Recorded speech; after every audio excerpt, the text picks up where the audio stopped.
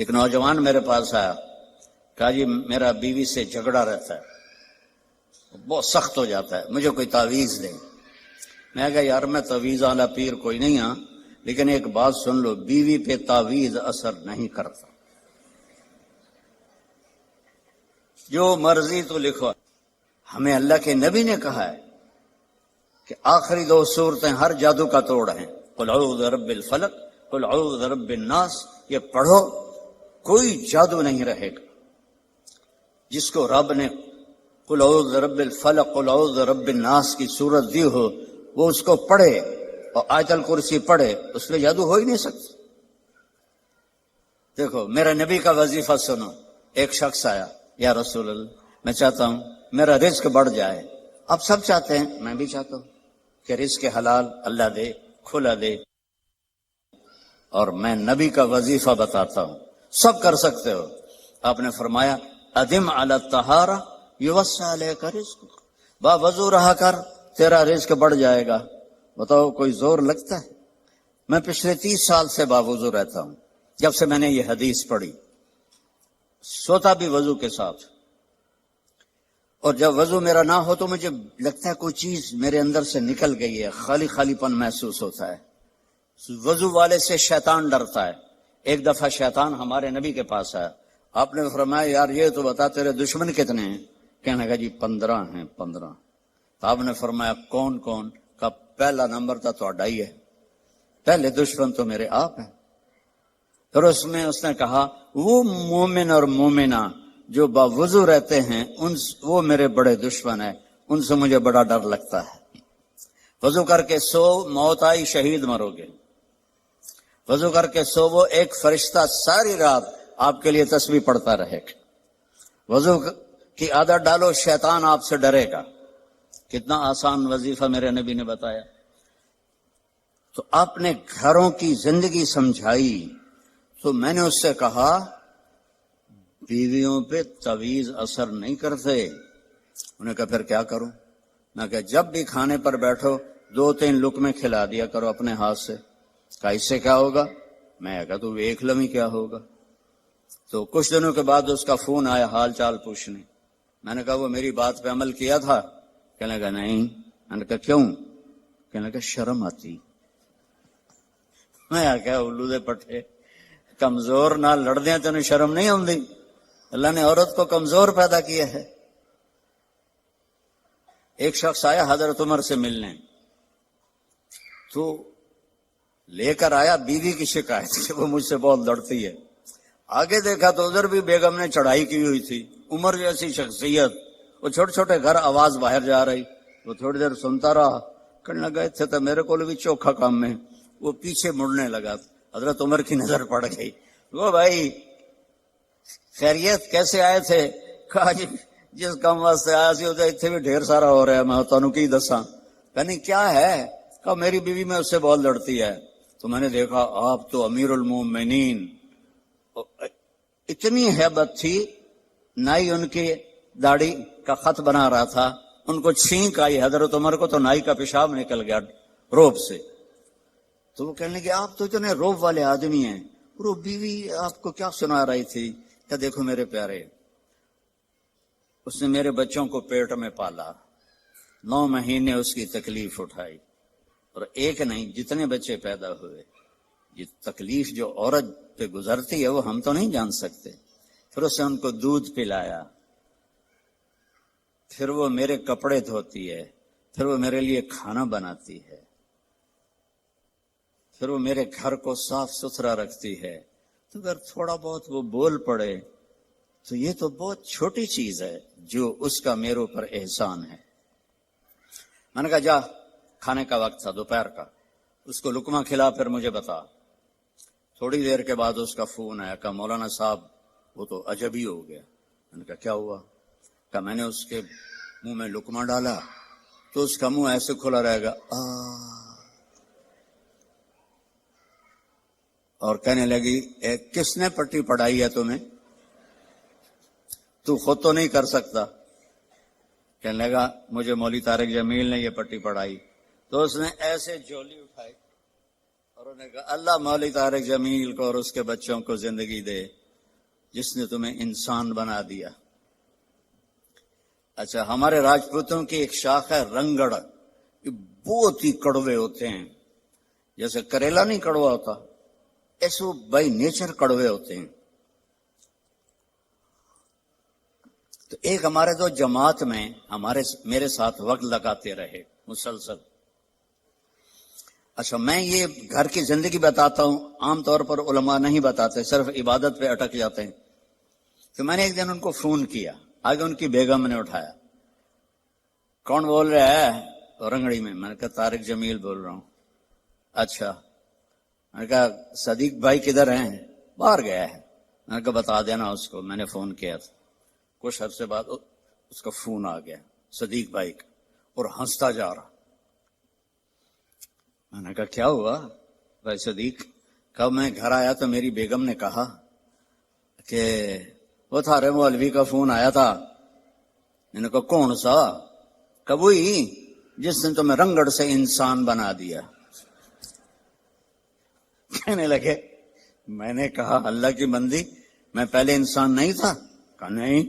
تو کیسے؟ کہتا ہے بتا ہماری شادی کو کتنے سال ہوئے؟ میں نے کہا 27 سال۔ کہا 27 سال میں کبھی مسکرا کے بولا ہے میرے ساتھ؟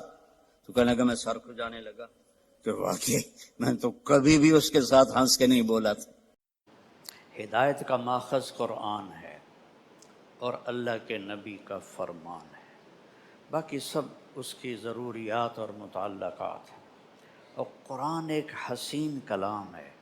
جب یہ بچہ سبح للہ پڑھ رہا تھا تو مجھے قرآن کی ایک بڑی حسین چیز یاد آئی کہ گردان میں پہلے مصدر ہوتا ہے، پھر ماضی ہوتا ہے، پھر مضارع ہوتا ہے، اور پھر امر ہوتا ہے۔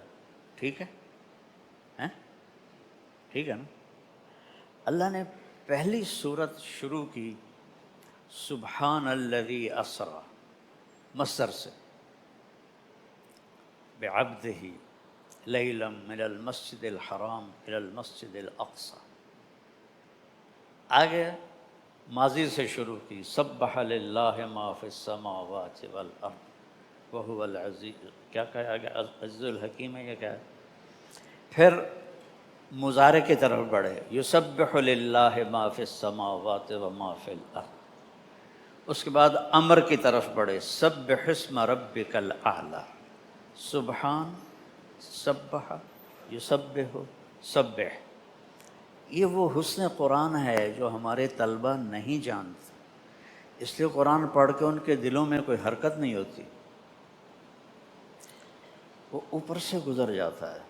پھر ایک اور بات مجھے ابھی تلاوت میں ذہن میں آئی کہ ہر نبی نے اپنی قوم کو کہا یا قوم، وَإِلَىٰ ثَمُودَ أَخَاهُمْ صَالِحًا قَالَ يَا قَوْمِ اعْبُدُوا اللَّهَ وَإِلَىٰ هُودَ أَخَاهُمْ صَالِحًا قَالَ يَا قَوْمِ اعْبُدُوا اللَّهَ۔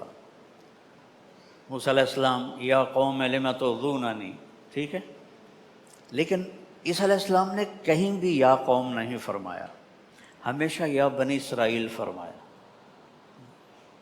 یہ ابھی جو بچہ تلاوت کر رہا تھا تو میرا ادھر ذہن گیا، یا بنی اسرائیل سے خطاب کیا ہے پورے قرآن میں، یا قوم میں، کیونکہ عیسیٰ علیہ السلام کے والد کوئی نہیں ہیں، نسب باپ سے چلتا ہے، وہ بنو اسرائیل سے نہیں ہیں، وہ تو روحم ہیں، من روح اللہ ہیں۔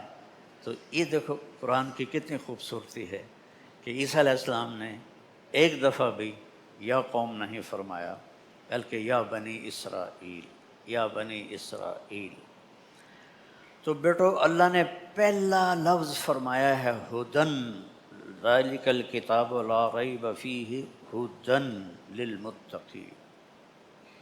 کسی کتاب کے لیے ہدن للمتقین نہیں، ہدن للناس، کسی کتاب کے لیے ہدن للناس نہیں ہے۔ تو میری عادت ہے کہ تفسیریں بہت بڑی بڑی ہیں اور آج کے زمانے میں ان سے روشنی ملنی بہت ڈھونڈنا پڑتا ہے، تو اللہ مجھے توفیق دیتا ہے، میں الفاظ پہ غور کرتا ہوں، پھر ان کو لغت میں دیکھتا ہوں، اس سے کچھ سمجھ میں آ جائے تو بیان کر دیتا ہوں۔ میں نے کہا یہ ہدا کا مطلب دیکھنا چاہیے، کتنے مطلب ہیں؟ تو وہ لغت میں دیکھا ایک مطلب جو بہت خوبصورت لگا، ہدا سمندر میں پہاڑ کی ابھری ہوئی چوٹی کو کہتے ہیں جو دھوپ سے روشن ہو جاتی ہے۔ عرب سمندر سے ڈرتے تھے، باہری سفر بہت کم کرتے تھے۔ اس وقت نہ کمپاس اور نہ کمپیوٹر، رات کو ستاروں کو دیکھ کے اور دن میں انہوں نے یہ چوٹیاں مقرر کی ہوئی تھیں کہ یہ جو چوٹی ہے یہاں سے جدہ کا راستہ ہے، یہ جو چوٹی ہے یہاں سے عقبہ کا راستہ ہے، یہ جو چوٹی ہے یہاں سے یمبو کا راستہ ہے، یہ جو چوٹی ہے یہاں سے عدن کا راستہ ہے۔ تو سمندر میں جہازوں کو منزل تک پہنچانے کے لیے جو چوٹیاں اللہ نے پانی سے باہر نکالی ان کو ہدا کہتے ہیں، ہدا۔ تو میرے رب نے انسانیت کے سمندر میں، ہر انسان ایک کشتی کی طرح ہے اور یہ دھرتی سمندر کی طرح ہے، اور اس میں صرف ایک چوٹی نمایاں ہے، وہ ہے القرآن۔ ہدن للناس بھی ہے اور ہدن للمتقین بھی ہے۔ کسی کتاب کے بارے میں یہ دعویٰ نہیں ہے کہ یہ ہدایت کی وہ روشن چوٹی ہے جو تمہیں اللہ تک پہنچا دے گی۔ قرآن کا کیا کام ہے؟ ان ھذا القرآن یہدی للتی ہی اقوم، صرف قرآن ہی ہے جو بالکل سیدھا راستہ بتاتا ہے، نہ اس میں ادھر نہ ادھر۔ ایک حدیث جوڑ دو، ترکتکم علی محجۃ بیضاء لیلھا کنہارھا لا یزیغ عنہا الا ھالک، ایک روشن راستے پہ چھوڑ کے جا رہا ہوں جس میں رات ہے ہی نہیں، اور رات بھی دن بن جاتی ہے، جو اس سے ہٹے گا وہ ہلاک ہو جائے گا۔ اس نے عرب کو عاجز کر دیا۔ اگر اللہ چاہتا تو سیدھا سادہ جیسے ضرب یضرب ضربا فہو ضارب، اتنی عربی سے بھی کبھی قرآن آئے گا؟ شرح جامع پڑھاتے ہیں، شرح جامع پڑھاتے ہیں، اور شرح جامع بھی کوئی نحو کی کتاب ہے؟ وہ فلسفہ نحو کی کتاب ہے۔ تمہیں تو کیا پڑھانے والے کو سمجھ میں نہیں آئے گی۔ اور کافیہ پہیلیوں کی کتاب ہے، وہ بھی نحو کی کتاب نہیں ہے۔ تمہارے نصاب میں صرف ایک کتاب ہے نحو کی، وہ ہے ہدایت النحو، اور وہ مجھے نو کے جیسے سورۃ فاتحہ نہیں پڑھتے، ایسے ہدایت النحو کو میں شروع سے آخر تک ختم کر دیتا زبانی۔ اور میں منطق کے سخت مخالف ہوں، لیکن مرقات مجھے زبانی یاد تھی، اور میں نے اپنے ہاتھوں سے لکھی تھی، پوری عربی عبارت اپنے ہاتھوں سے لکھی تھی۔ میں جو بولتا ہوں بصیرت سے بولتا ہوں، میں اس چیز کا قائل نہیں کہ ہم تو جی لکیر کے فقیر ہیں۔ تو پھر مدرسے کی کیا ضرورت ہے اگر آپ لکیر کے فقیر ہیں؟ یہ بھیجا اللہ نے کس لیے دیا ہے؟ سوچنے سمجھنے کے لیے دیا ہے۔ افلا یتدبرون القرآن ام علی قلوب اقفالها، تدبر کسے کہتے ہیں؟ دبر کمر کو کہتے ہیں، پیچھے جو چھپے ہوئے حسن اور بلاغت اور فصاحت کے موتی اور یاقوت اور ہیرے چھپے ہوئے ہیں، وہ تلاش کرو۔ وہ صرف ضربہ ضربہ سے نہیں آئیں گے۔ کافیہ پڑھ لو، آپ کو نحو سے کوئی کسی قسم کا نفع نہیں ہو۔ شرح جامی میں نے اکیلے نے 3 دفعہ دہرائی، 3 دفعہ دہرائی شرح جامی بیٹھ کے، ایک ایک حرف اس کا دہرایا، لیکن مجھے نحو نہیں آئی۔ وہ فلسفہ نحو ہے۔ نحو کیا ہے؟ من للابتدا و الی للانتہا، نحو ختم ہو گئی۔ اب وہ جامی صاحب نے حاصل محصول حاصل محصول، آپ کو پتہ ہے مولانا باجی روحانی رحمۃ اللہ نے اتنی موٹی کتاب لکھی ہے حاصل محصول پر، چونکہ نحو یہ بہت اچھی کتاب ہے جو نحو کے ماہر ہوں، لیکن جس سطح پر میں نے پڑھی اور آپ نے پڑھی اور پڑھائی جا رہی، وہ آپ کے لیے ایسا ہے جیسے بھینس کے سامنے بین بجانا، کچھ بھی نہیں پتہ چلتا۔ اور یہ تو ہمارے پاس وہ اسباب ہیں جس سے ہم قرآن کے حسن سے پردہ اٹھاتے۔ ایک 1940 کے آس پاس کا واقعہ ہے۔ مصر میں ایک بہت بڑے عالم تھے علامہ ادیب کامل، تو انگلینڈ میں ایک عربی کانفرنس تھی، وہ اس میں تشریف لے گئے۔ وہاں ایک گورا تھا پروفیسر فنکل، وہ عربی کا بہت بڑا ماہر تھا۔ تو وہ کہنے لگا شیخ ادیب، آپ جیسا عربی دان بھی کہتا ہے کہ قرآن اللہ کا کلام ہے۔ تو انہوں نے دلائل نہیں دیے، کہنے لگے میں تمہیں ایک قرآن کا مضمون بتاتا ہوں، اس پر 10 جملے تم لکھو اور 10 میں لکھوں گا، پھر میں تمہیں قرآن سے سناؤں گا کہ قرآن کیا کہتا ہے۔ کہا ٹھیک ہے۔ کہا لکھو جہنم بہت بڑی ہے، اس پر 10 جملے لکھو اور 10 میں بھی لکھتا ہوں۔ ٹیبل پر بیٹھ کے تو علامہ ادیب کامل رحمہ اللہ نے 10 جملے اپنے استعداد کے لکھے، فنکل نے 10 اپنے لکھے، پیپر پہ رکھ لیا، میز پہ رکھ لیا۔ فرمانے لگے اس سے بہتر لکھ سکتے ہو؟ اس نے کہا نہیں۔ فرمایا میں بھی نہیں لکھ سکتا، اب تمہیں قرآن سے سناؤں قرآن کیا کہتا ہے؟ میں کہا ہاں۔ کہ قرآن کہتا ہے یوم نقول لجہنم هل امتلأت وتقول هل من مزید، تو اس کا ایسے مقل ہاں یہ قرآن ہے؟ کہاں یہ قرآن ہے؟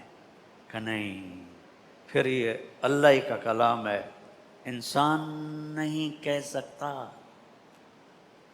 جہنم بہت بڑی کو صرف 3 لفظوں میں، اب میں تمہیں کیسے بتاؤں کہ اس میں کیا چھپا ہوا ہے؟ 3 لفظوں میں، حل من مزید، اس کی وسعت اور لامحدود ہونے کو بیان کر دیا۔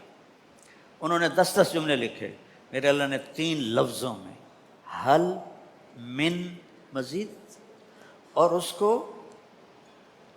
جہنم تو بولتی نہیں ہے، وہ تو بے زبان ہے، اس کو کہتے ہیں محاکات۔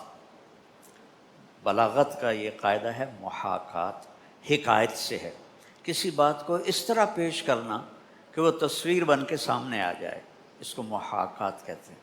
تو یہ یہاں اللہ تعالیٰ نے جو بلاغت کا قاعدہ ہے محاکات وہ استعمال کیا ہے کہ جہنم ایسے کھڑی ہوئی ہے جیسے وہ جاندار بھی ہے، اس کی زبان بھی ہے، اور وہ کہہ رہی ہے حل من مزید، حل من مزید۔